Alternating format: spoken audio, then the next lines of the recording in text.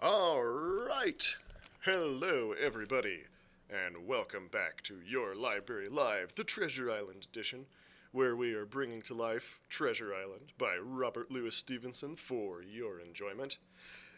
Now, remember, if you've missed any of the previous episodes, you didn't quite get on in time to see the live stream, you can see the recording on our channel anytime you'd like. And you may recall that last time Jim Hawkins and his mother had survived the attack on the Admiral Benbow, and now they were headed off, or Jim rather was headed off, to Dr. Livesey's house with the parcel from the captain's sea chest. So, we begin at Chapter 6, The Captain's Papers. We rode hard all the way till we drew up before Dr. Livesey's door. The house was all dark to the front. Mr. Dance told me to jump down and knock, and Dogger gave me a stirrup to descend by. The door was opened almost at once by the maid. "Is Dr. Livesey in?" I asked. No, she said, he had come home in the afternoon, but had gone up to the hall to dine and pass the evening with the squire. "So there we go, boys," said Mr. Dance. This time, as the distance was short, I did not mount, but ran with Dogger's stirrup leather to the lodge gates, and up the long, leafless, moonlit avenue to where the white line of the hall buildings looked on either hand on great old gardens. Here Mr. Dance dismounted, and, taking me along with him, was admitted at a word into the house.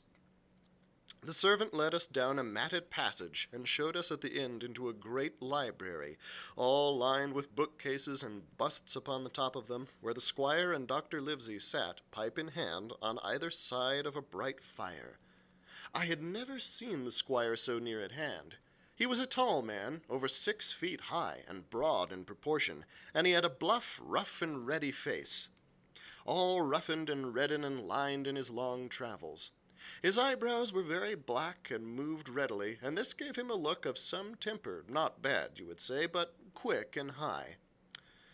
"Come in, Mr. Dance," said he, very stately and condescending. "Good evening, Dance," says the doctor with a nod, "and good evening to you, friend Jim. What good wind brings you here?" The supervisor stood up straight and stiff and told his story like a lesson, and you should have seen how the two gentlemen leaned forward and looked at each other and forgot to smoke in their surprise and interest. When they heard how my mother went back to the inn, Dr. Livesey fairly slapped his thigh, and the squire cried, "Bravo!" and broke his long pipe against the grate. Long before it was done, Mr. Trelawney, that, you will remember, was the squire's name, had got up from his seat and was striding about the room, and the doctor, as if to hear the better, had taken off his powdered wig, and sat there looking very strange indeed with his own close-cropped black poll. At last Mr. Dance finished the story.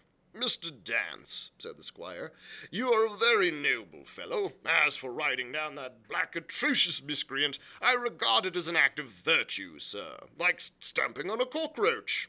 This lad Hawkins is a trump, I perceive. Hawkins, will you ring that bell? Mr. Dance must have some ale." "And so, Jim," said the doctor, "you have the thing that they were after, have you?" "Here it is, sir," said I, and gave him the oilskin packet. The doctor looked it all over, as if his fingers were itching to open it, but instead of doing that he put it quietly in the pocket of his coat. "Squire," said he, "when Dance has had his ale, he must of course be off on his Majesty's service, but I mean to keep Jim Hawkins here to sleep at my house, and with your permission, I propose we should have up the cold pie and let him sup." "As you will, Livesey," said the squire. "Hawkins has earned better than cold pie." So a big pigeon pie was brought in and put on a side table, and I made a hearty supper, for I was as hungry as a hawk, while Mr. Dance was further complimented and at last dismissed. "And now, squire," said the doctor. "And now, Livesey," said the squire in the same breath. One at a time, laughed Dr. Livesey. "You have heard of this Flint, I suppose?" Heard of him? Cried the squire. Heard of him, you say? He was the bloodthirstiest buccaneer that sailed. Blackbeard was a child to flint. The Spaniards were so prodigiously afraid of him that I tell you, sir, I was sometimes proud he was an Englishman. I've seen his topsails with these eyes off Trinidad, and the cowardly son of a rum puncheon that I sailed with put back, sir, into port of Spain. Well, I've heard of him myself in England, said the doctor, but the point is, had he money? Money, cried the squire. Have you heard the story? What were these villains after but money? What do they care for but money? For what would they risk their rascal carcasses but money? That we shall soon know, replied the doctor, but you are so confoundedly hot-headed and exclamatory that I cannot get a word in. What I want to know is this. Supposing that I have here in my pocket some clue to where Flint buried his treasure, will that treasure amount to much? Amount, sir, cried the squire. It will amount to this. If we have the clue you talk about, I fit out a ship in Bristol dock and take you and Hawkins here along, and I'll have that treasure if I search a year. Very well, said the doctor. Now then, if Jim is agreeable, we'll open the packet. And he laid it before him on the table. The bundle was sewn together, and the doctor had to get out his instrument case and cut the stitches with his medical scissors. It contained two things, a book and a sealed paper. First of all, we'll try the book, observed the doctor. The squire and I were both peering over his shoulder as he opened it, for Dr. Livesey had kindly motioned me to come round from the side table, where I had been eating, to enjoy the sport of the search. On the first page there were only some scraps of writing, such as a man with a pen in his hand might make for idleness or practice. One was the same as the tattoo mark, Billy Bones is fancy. Then there was Mr. W. Bones, mate, no more rum, off Palm Key he got it, and some other snatches, mostly single words and unintelligible. I could not help wondering who it was that had got it, and what it was that he got. A knife in his back, as like as not. Not much instruction here, said Dr. Livesey as he passed on. The next 10 or 12 pages were filled with a curious series of entries. There was a date at one end of the line, and at the other a sum of money, as in common account books. But instead of explanatory writing, only a varying number of crosses between the two. On the 12th of June, 1745, for instance, a sum of £70 had plainly become due to someone, and there was nothing but 6 crosses to explain the cause. In a few cases, to be sure, the name of a place would be added as off Caracas, or a mere entry of latitude and longitude as 62 degrees 1720 or 19 degrees 240. The last record over nearly the record lasted over nearly 20 years, the amount of the separate entries going larger as time went on, and at the end a grand total had been made out after 5 or 6 wrong additions, and these words appended, Bones, his pile. I can't make head or tail of this, said Dr. Livesey. The thing is as clear as noonday, cried the squire. This is the black-hearted hound's account book. These crosses stand for the names of ships or towns that they sank or plundered. The sums are the scoundrel's share, and where he feared an ambiguity, you see, added something clearer. Off Caracas now, you see. Here was some unhappy vessel boarded off that coast. God help the poor souls that manned her, coral long ago. Right, said the doctor. See what it is to be a traveller. Right. And the amounts increase, you see, as he rose in rank. There was little else in the volume but a few bearings of places noted in the blank leaves towards the end, and a table for reducing French, English, and Spanish moneys to a common value. Thrifty man, cried the doctor. He wasn't the one to be cheated. And now, said the squire, for the other. The paper had been sealed in several places with a thimble by way of seal, the very thimble, perhaps, that I had found in the captain's pocket. The doctor opened the seals with great care, and there fell out the map of an island, with latitude and longitude, soundings, names of hills and bays and inlets, and every particular that would be needed to bring a ship to safe anchorage upon its shores. It was about 9 miles long and 5 across, shaped, you might say, like a fat dragon standing up. Oh, lost my place. and had 2 fine landlocked harbors, and a hill in the center part marked the Spyglass. There were several additions of a later date, but above all, 3 crosses of red ink, 2 on the northern part of the island, 1 in the southwest, and, besides this last, in the same red ink, and in a small neat hand, very different from the captain's tawdry characters, these words: "Bulk of treasure here." Over on the back, Over on the back, the same hand had written this further information: "Tall tree, spyglass shoulder, bearing a point to the north of north-northeast. Skeleton Island, east-southeast, and by east, 10 feet. The bar silver is in the north cache. You can find it by the trend of the east hummock, 10 fathoms south of the black crag with the face on it. The arms are easy found in the sandhill, north point of North Inlet Cape, bearing east and a quarter north." That was all, but brief as it was, and to me incomprehensible, it filled the squire and Dr. Livesey with delight. "Livesey," said the squire, "you will give up this wretched practice at once. Tomorrow I start for Bristol. In 3 weeks' time, 3 weeks, 2 weeks, 10 days, we'll have the best ships and the choicest crew in England. Hawkins shall come as cabin boy. You'll make a famous cabin boy, Hawkins. You, Livesey, are ship's doctor. I am admiral. We'll take Redruth, Joyce, and Hunter. We'll have favourable winds, a quick passage, and not the least difficulty in finding the spot, and money to eat, to roll in, to play duck and drake with ever after." "Trelawney," said the doctor, "I'll go with you, and I'll go bail for it, so will Jim, and be a credit to the undertaking. There's only one man I'm afraid of." "And who's that?" cried the squire. "Name the dog, sir." "You," replied the doctor, "for you cannot hold your tongue. We are not the only men who know of this paper. These fellows who attacked the inn tonight, bold, desperate blades for sure, and the rest who stayed aboard that lugger, and more, I dare say, not far off, are, one and all, through thick and thin, bound that they'll get that money. We must none of us go alone till we get to sea. Jim and I shall stick together in the meanwhile. You'll take Joyce and Hunter when you ride to Bristol, and from first to last, not one of us must breathe a word of what we found." "Livesey," returned the squire, "you're always in the right of it. I'll be as silent as the grave." Part 2. The Sea Cook. Chapter 7. I Go to Bristol. It was longer than the squire imagined ere we were ready for the sea, and none of our first plans, not even Dr. Livesey's of keeping me beside him, could be carried out as we intended. The doctor had to go to London for a physician to take charge of his practice. The squire was hard at work at Bristol, and I lived on at the Hall under the charge of old Redruth, the gamekeeper, almost a prisoner, but full of sea dreams and the most charming anticipations of strange islands and adventures.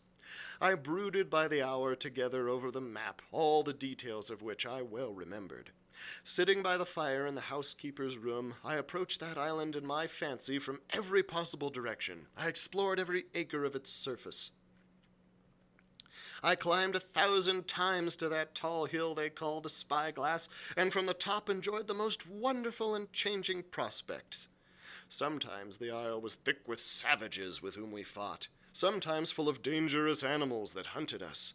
But in all my fancies nothing occurred to me so strange and tragic as our actual adventures. So the weeks passed on till, one fine day, there came a letter addressed to Dr. Livesey with this addition: to be opened in the case of his absence by Tom Redruth or young Hawkins. Obeying this order, we found, or rather I found, for the gamekeeper was a poor hand at reading anything but print, the following important news. Old Anchor Inn, Bristol, March 1st.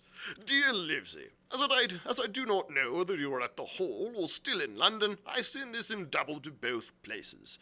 The ship is bought and fitted. She lies at anchor, ready for sea. You never imagined a sweeter schooner. A child might sail her, 200 tons, name of Hispaniola. I got her through my old friend Blanley, who has proved himself throughout the most surprising trump. The admirable fellow literally slaved in my interest, and so I may say did everyone in Bristol, as soon as they got wind of the port we sailed for. Treasure, I mean. Redruth, said I, interrupting the letter, Dr. Livesey will not like that. The squire has been talking after all. Well, who's a better right, growled the gamekeeper. A pretty rum go of the squire ain't to talk for Dr. Livesey, I should think. At that I gave up all attempt at commentary and read straight on. Bladley himself found the Hispaniola, and by the time the admirable management got her for the merest trifle. There is a class of men in Bristol monstrously prejudiced against Blanley. They go to the length of declaring that this honest creature would do anything for money, that the Hispaniola belonged to him all along, that he sold it to me absurdly high, the most transparent calumnies. None of them dare, however, to deny the merits of the ship. So far there is not a hitch. The workpeople, to be sure, riggers and what not, were most annoyingly slow, but time cured that. It was the crew that troubled me. I wished a round of score men, in case of natives, buccaneers, or the odious French, and I had the worry of the deuce itself to find so much as half a dozen, till the most remarkable stroke of fortune brought me the very man that I required. I was standing on the dock when, by the merest accident, I fell in talk with him. I found he was an old sailor, kept a public house, knew all the seafaring men in Bristol, had lost his health ashore, and wanted a good berth as cook to get to sea again. He had hobbled down there that morning, he said, to get a smell of the salt. I was monstrously touched. So would you have been, and out of pure pity, I engaged him on the spot to be the ship's cook. Long John Silver he is called, and has lost a leg, but that I regarded as a recommendation, since he lost it in his country's service under the immortal Hawk. He has no pension, Livesey. Imagine the abominable age we live in. Well, sir, I thought I had only found a cook, but it was a crew I had discovered. Between Silver and myself we got together in a few days a company of the toughest old salts imaginable. Not pretty to look at, but fellows by their faces of the most indomitable spirit. I declare we could fight a frigate. Long John even got rid of 2 out of the 6 or 7 I had already engaged. He showed me in a moment that they were just the sort of freshwater swabs we had to fear in an adventure of importance. I am in the most magnificent health and spirits, eating like a bull, sleeping like a tree, yet I shall not enjoy a moment till I hear my old tarpaulins tramping round the capstan. Seaward ho! Hang the treasure! It's the glory of the sea that has turned my head. So now, Livesey, come boast. Do not lose an hour if you respect me. Let young Hawkins go at once to see his mother with Redruth for a guard, and then both come full speed to Bristol. John Trelawney. Postscript. I did not tell you that Blanley, who, by the way, is to send a consort after us if we don't turn up by the end of August, had found an admirable fellow for sailing master. A stiff man, which I regret, but in all other respects a treasure. Long John Silver unearthed a very competent man for a mate, a man named Arrow.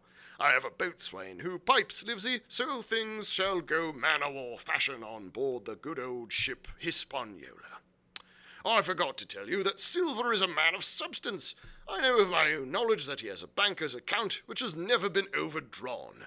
He leaves his wife to manage the inn, and as she's a woman of colour, a pair of old battlers like you and I may be excused for guessing that it is the wife quite as much as the health that sends him back to roving. Postscript, Hawkins may stay 1 night with his mother. John Trelawney. You can fancy the excitement in which that letter put me. I was half beside myself with glee, and if I ever despised a man, it was old Tom Redruth, who could do nothing but grumble and lament.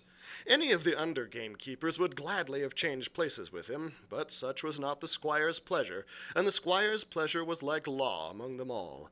Nobody but old Redruth would have dared so much as even to grumble. The next morning he and I set out on foot for the Admiral Benbow, and there I found my mother in good health and spirits. The captain, who had so long been a cause of so much discomfort, was gone, and where the wicked was gone where the wicked cease from troubling. The squire had had everything repaired, and the public rooms and the sign repainted, and had added some furniture, above all a beautiful armchair for my mother in the bar. He had found her a boy as apprentice also, so that she should not want for help while I was gone. It was on seeing that boy that I understood for the first time my situation. I had thought up to that moment of the adventures before me, not at all of the home that I was leaving, and now, at sight of this clumsy stranger who is to stay here in my place beside my mother, I had my first attack of tears. I am afraid I led that boy a dog's life, for as he was new to the work, I had 100 opportunities of setting him to right and putting him down, and I was not slow to profit by them. The night passed, and the next day after dinner, Redruth and I were afoot again and on the road. I said goodbye to my mother, and the cove where I had lived since I was born, and the dear old Admiral Benbow, since he was repainted, no longer quite so dear. One of my last thoughts was of the captain, who had so often strode along the beach with his cocked hat, his saber-cut cheek, and his old brass telescope. Next moment we had turned the corner, and my home was out of sight. The mail picked us up at about dusk at the Royal George on the Heath. I was wedged in between Redruth and a stout old gentleman, and in spite of the swift motion in the cold night air, I must have dozed off a great deal from the very first, and then I slept like a log uphill and down dale through stage after stage, for when I was awakened at last, it was by a punch in the ribs, and I opened my eyes to find that we were standing still before a large building in a city street, and that the day had already broken a long time. "Where are we?" I asked. "Bristol," said Tom. "Get down." Mr. Trelawney had taken up his residence at an inn far down the docks to superintend the work upon the schooner. Thither we had now to walk, and our way, to my great delight, lay along the quays and beside the great multitude of ships of all sizes and rigs and nations. In one, sailors were singing at their work. In another, there were men aloft, high over my head, hanging to the threads that seemed no thicker than a spider's. Though I had lived by the shore all my life, I seemed never to have been near the sea till then. The smell of tar and salt was something new. I saw the most wonderful figureheads that had all been far over the ocean. I saw besides many old sailors with rings in their ears and whiskers curled in ringlets and tarry pigtails and their swaggering clumsy sea walk, and if I had seen as many kings or archbishops I could not have been more delighted. And I was going to see myself, to sea in a schooner with a piping boatswain, a pigtailed singing seaman to sea, bound for an unknown island and to seek for buried treasure. While I was still in this delightful dream, we came suddenly in front of a large inn and met Squire Trelawney, all dressed out like a sea officer, in stout blue cloth, coming out of the door with a smile on his face and a capital imitation of a sailor's walk. "Here you are," he cried, "and the doctor came last night from London. Bravo! The ship's company complete." "Oh, sir," cried I, "when do we sail?" "Sail?" says he. "We sail tomorrow." Chapter 8. At the Sign of the Spyglass. When I had done breakfasting, the squire gave me a note addressed to John Silver at the Sign of the Spyglass, and told me I should easily find the place by following the line of the docks and keeping a bright lookout for a little tavern with a large brass telescope for a sign. I set off, overjoyed at this opportunity to see some more of the ships and seamen, and picked my way among a great crowd of people in carts and bales, for the dock was now at its busiest, until I found the tavern in question. It was a bright enough little place of entertainment. The sign was newly painted, the windows had neat red curtains, the floor was cleanly sanded. There was a street on each side and an open door on both, which made the large, low room pretty clear to see in spite of clouds of tobacco smoke. The customers were mostly seafaring men, and they talked so loudly that I hung at the door, almost afraid to enter. As I was waiting, a man came out of a side room, and at a glance I was sure he must be Long John. His left leg was cut off close by the hip, and under the left shoulder he carried a crutch, which he managed with wonderful dexterity, hopping about on it like a bird. He was very tall and strong, with a face as big as a ham, plain and pale, but intelligent and smiling. Indeed, he seemed in the most cheerful of spirits, whistling as he moved about among the tables with a merry word or a slap on the shoulder for the more favored of his guests. Now, to tell you the truth, from the very first mention of Long John in Squire Trelawney's letter, I had taken a fear in my mind that he might prove to be the very one-legged sailor whom I had watched for so long at the old Benbow. But one look at the man before me was enough. I had seen the captain, and Black Dog, and the blind man Pew, and I thought I knew what a buccaneer was like. A very different creature, according to me, from this clean and pleasant-tempered landlord. I plucked up courage at once, crossed the threshold, and walked right up to the man where he stood, propped on his crutch, talking to a customer. "Mr. Silver, sir?" I asked, holding out the note. "Yes, my lad," said he. "Such is my name, to be sure. And who may you be?" And then, as he saw the squire's letter, he seemed to me to give almost like a start. "Oh," said he, quite loud, and offering his... "I see. You are our new cabin boy. Pleased I am to see you." And he took my hand in his large, firm grasp. Just then, one of the customers at the far side rose and suddenly made for the door. It was close by him, and he was out in the street in a moment. But his hurry had attracted my notice, and I recognized him at a glance. It was the tallow-faced man, wanting 2 fingers, who had first come to the Admiral Benbow. "Oh!" I cried, "stop him! It's Black Dog!" "I don't care 2 coppers who he is," cried Silver, "but he hasn't paid his score. Harry, run and catch him!" One of the others, who was nearest the door, leaped up and started in pursuit. "If he was Admiral Hawk, he shall pay his score," cried Silver, and then, relinquishing my hand, "Who did you say he was?" he asked. "Black what?" "Dog, sir," said I. "Has Mr. Trelawney not told you of the buccaneers? He was one of them." "So?" cried Silver. "In my house? Ben, run and help Harry. One of those swabs, was he? Was that you drinking with him, Morgan? Step up here." The man whom he called Morgan, an old gray-haired, mahogany-faced sailor, came forward pretty sheepishly, rolling his quid. "Now, Morgan," said Long John very sternly, "you never clapped your eyes on that black dog before, did you now?" "Not I, sir," said Morgan with a salute. "You didn't know his name, did you?" "No, sir." "But by the powers, Tom Morgan, it's as good for you," exclaimed the landlord. "If you had been mixed up with the like of that, you would never have put another foot in my house, you may lay to that." "And what was he saying to you?" "Oh, I don't rightly know, sir," answered Morgan. "Do you call that a head on your shoulders or a blessed dead eye?" cried Long John. "Don't rightly know, don't you? Perhaps you don't happen to rightly know who you was speaking to, perhaps. Come now, what was he, John? Voyages, captains, ships, pipe up, what was it?" "He's talking about keel-hauling," answered Morgan. "Keel-hauling, was ye? And a mighty suitable thing, too, and you may lay to that. Get back to your place for a lubber, Tom." And then, as Morgan rolled back to his seat, Silver added to me in a confidential whisper that was very flattering, as I thought. "He's quite an honest man, Tom Morgan, only stupid. And now," he ran on again aloud, "let's see, Black Dog? No, I don't know the name, not I. Yet I kind of think, yes, I've seen the swab. He used to come in here with a blind beggar, he used." "That he did, you may be sure," said I. "I knew that blind man, too. His name was Pew." "It was!" cried Silver, now quite excited. "Pew, that were his name for certain. Ah, he looked like a shark, he did. If we run down this Black Dog, now there'll be news for Captain Trelawney. Ben's a good runner. Few seamen run better than Ben. He should run him down hand over hand by the powers. He talked a keel-hauling, did he? I'll keel-haul him!"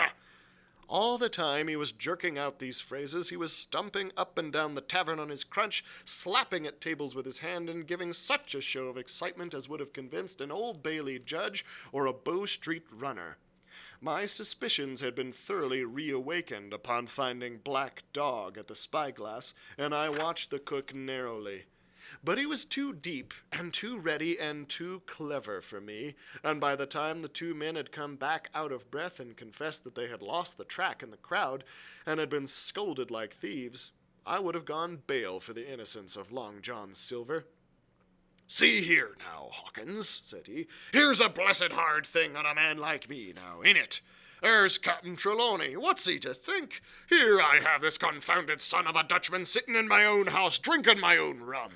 Here you comes and tells me of it plain, and here I let him give us all the slip before my blessed deadlights. Now, Hawkins, you do me justice with the captain. You're a lad, you are, but you're as smart as paint. I see that when you first came in. Now here it is. What could I do with this old timber I hobble on? When I was an A.B. mariner, I'd have come up alongside him, hand over hand, and broached him into a brace of old shakes, I would. But now... And then all of a sudden he stopped, and his jaw dropped as though he had remembered something. "The score!" he burst out. "3 goes a rum! Why, shiver my timbers if I hadn't forgotten my score!" And falling on a bench, he laughed until the tears ran down his cheeks. I could not help joining, and we laughed together, peal after peal, until the tavern rang again.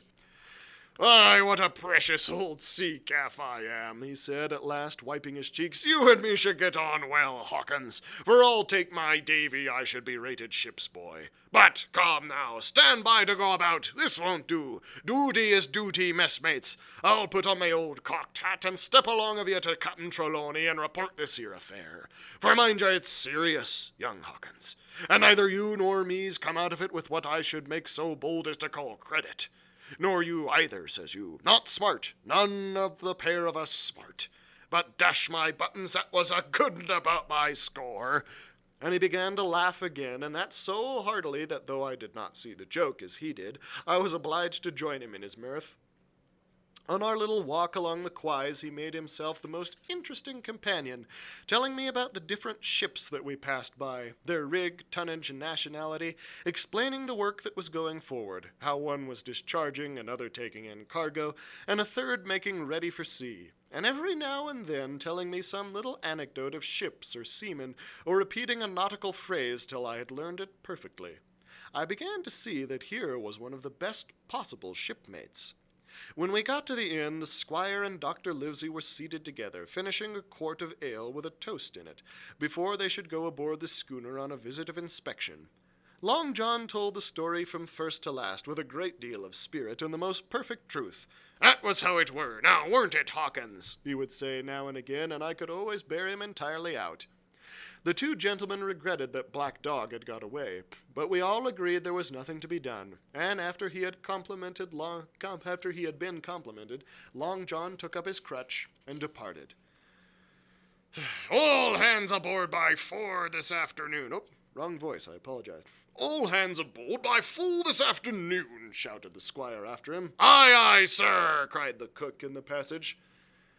"Well, squire," said Dr. Livesey, "I don't put much faith in your discoveries as a general thing, but I will say this John Silver suits me." The man's a perfect trump," declared the squire. "And now," added the doctor, "Jim may come on board with us, may he not?" "To be sure he may," says Squire. "Take your hat, Hawkins, and we'll see the ship." And that is the end of Chapter 8, and of our time for today.